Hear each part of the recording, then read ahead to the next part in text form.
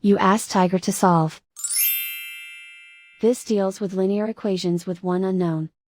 The final result is g equals 6. Let's solve it step by step. Group all constants on the right side of the equation. Subtract 9 from both sides. Group like terms. Simplify the arithmetic.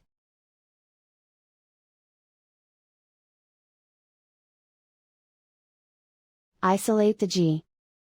Divide both sides by -4.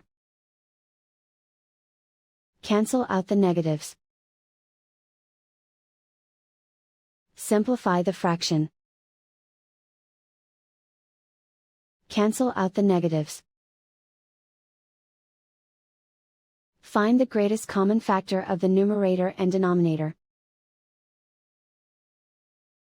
Factor out and cancel the greatest common factor.